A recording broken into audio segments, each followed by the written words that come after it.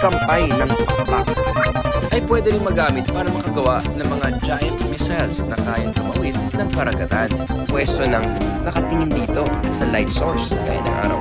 Isa ito sa mga pinakakomplikadong buto. Binubuo ito ng maraming mas maliliit na buto na swak ang fit para maprotektahan ang utak mo at masuportahan ang mukha mo. All the answer. Ano ang dahilan kaya bumabalik tayo sa lupa matapos tumalon?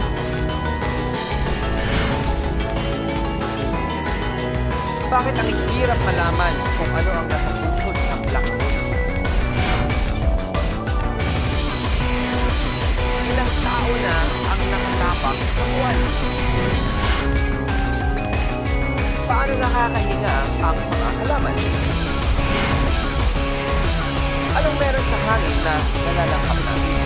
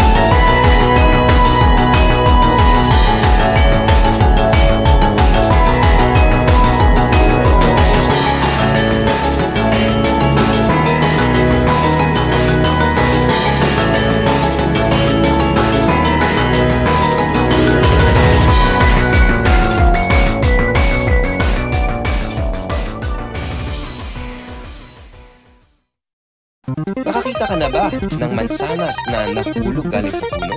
Ako? Di pa. Pero may kilala akong nakakita na. Napaisip si Sir Isaac Newton, isang physicist at mathematician, kung bakit pa-vertical kung bumagsak ang mga mansanas. Hindi pa tagilid. Kaso, sa tingin niya, may pwersa umaakit sa mga bagay sa isa't isa. Energy na hindi nakikita at hinihila ang mansana sa lupa. Tinawag niya itong gravity.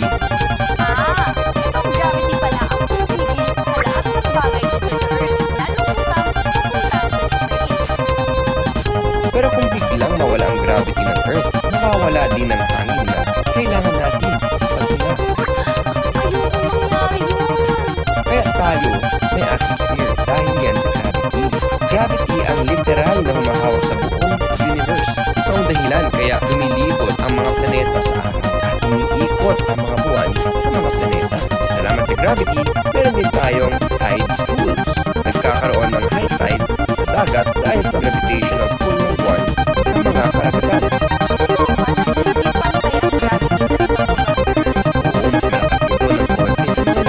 May underground mass gaya ng Himalayas. Mas mahina naman sa mga lugar na mas konti ang mass gaya sa tectonic plates na nakikiwalay. Kasi pag mas malaki ang mass ng isang bagay, mas may gravity. Kung mapupunta ka sa ibang planeta, iba yung timbang mo. Kung 100 pounds ka rito sa Earth, 38 pounds ka lang sa Mars. Pero 253 pounds ka naman sa Jupiter. Teka, parang nalilito ako. Hindi ka naman tumataba o pumapayat habang naglalakbay sa space. Kaya nag-iiba yung timbang mo kahit pareho lang ang mass. Kasi magkakaiba ng gravity ang bawat planeta. Mind-blowing, di ba? May trivia question ako tungkol sa gravity. True or false? Gravity ba ang pinakamalakas na natural force? Magugulat kayo kasi ang sagot ay false. Sa totoo lang, isa sa pinakamahina ang gravity.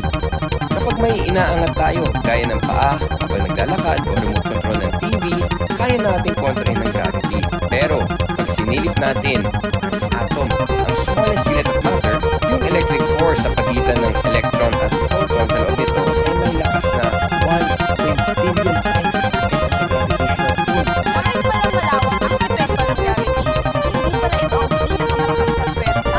At kahit hindi ka maglakbay sa ibang planeta, may kakaibang epekto ang gravity sa katawan mo. Alam mo ba, sa gabi, umiklik ng half-inch ang height mo mula nung lumisip ka. Talaga? At ang dahilan ay walang iba kundi kundi gravity.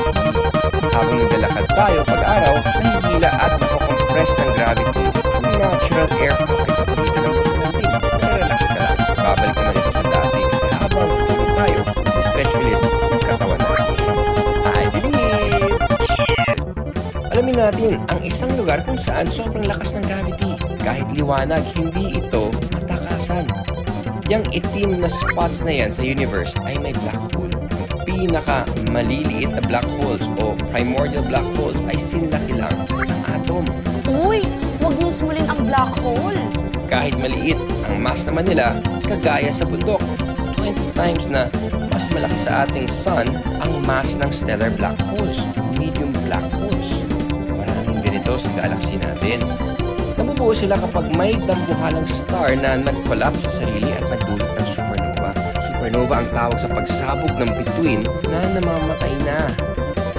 Supermassive black holes naman ang tawag doon sa pinakamalaking uri. Ang mass nila katumbas na mahigit na 1 million suns. Naniniwala ang mga scientists na sa gitna ng bawat galaxy ay may supermassive black hole. Sagittarius A ang tawag sa supermassive black hole sa gitna ng ating Milky Way galaxy.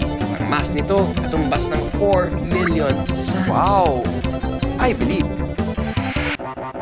Ang unang tao na nakarating sa kalawakan ay si Yuri Gagarin, sakay sa spaceship na Vostok 1. For 108 minutes, inikot niya ang Earth bago umuwi ligtas. Si Gagarin pala yung unang cosmonaut o Russian para sa Sailor of the Universe. Nagulat na lang ang mundo sa achievement ng Russia na hindi nila in-announce agad. Pero 3 linggo lang matapos nun, nakarating naman sa space ang unang Amerikano sa tulong ng NASA. Yung spaceship ni Yuri Gagarin, naka-autopilot, pero yung sa US, astronaut Alan Shepard, siya mismo ang nagmaniobra. Kaya siya ang unang taong nakapagpalipad ng spaceship. Ang dami pang atras-abante sa karera ng dalawang bansa. Todo effort sila para makapagpapunta ng tao sa buwan. Ang mga unang taong nakatapak sa maabo at mahinang gravity na balat ng buwan noong 1969 ay mga Amerikano, sina Buzz Aldrin at Neil Armstrong, gawa ng Apollo 11 program. Si Armstrong yung nagsabi na, "One small step for man, one giant leap for mankind." Tama! Ngayon, 72 na bansa ang may space programs. Sobrang dami ng satellite sa kalangitan. At hatid nila ang TV, internet at kakayahang makapag-usap sa buong planeta. Hulaan nyo ilang bansa na ang nakapagpadala ng tao sa buwan. A. Isa. B. 5. C. 10. Sa maniwala kayo o hindi, ang tamang sagot ay isa lang ang bansa, Amerika. Sa totoo lang, 12 tao pa lang ang nakapaglakad sa buwan. Ganun kakonti ang mga moonwalkers. I believers! Alam niyo ba kung gaano kagaling ang mga halaman? Hindi lang sila pandekorasyon o lugar na masisulungan kapag tirik ang araw. Hindi lang sila gumagawa ng pagkain at oxygen na kailangan natin para mabuhay. Pero naisip niyo ba bakit kulay berde ang mga puno't halaman? Yun kaya yung favorite nilang kulay? Fashionista! Dahil yan sa pag-absorb nila ng light at sa proseso ng photosynthesis. Photosynthesis ang proseso ng pagsagap ng halaman sa sikat ng araw, tubig at carbon dioxide para makagawa ng oxygen. Yung oxygen na ito ang kailangan natin para makahinga. Yung carbon dioxide na binubuga natin ay nilalanghap naman ng mga halaman. Perfect, di ba? Pag humihinga tayo, bumababa ang ating diaphragm at lumalawak naman ang ribs para makapasok yung hangin sa trachea papunta sa lungs. Sa dulo ng trachea, may 2 tubo na tinatawag na bronchi. Nagsasanga sila sa kaliwa at kanang baga. Ang pinakamaliit sa mga tubong ito ay kilala bilang bronchioles. Kasing nipis lang ito ng buhok natin. May 30,000 na ganito sa bawat baga natin. Sa dulo ng bawat bronchiole ay may sobrang maliliit na air sacs o alveoli. May trivia question rin ako para sa inyo. Gaano karaming alveoli o air sacs ang meron sa lungs? A. 6 million. B. 60 million. O C. 600 million.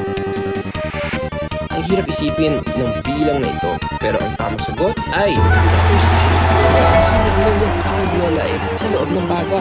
Sa sobrang dami nila, kaya nilang takpan ang buong tennis court.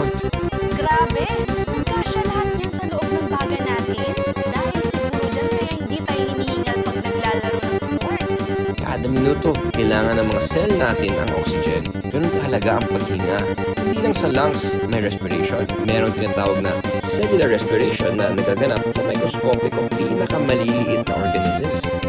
Halos 2,000 gallons ng hangin ang nilalanghap natin araw-araw.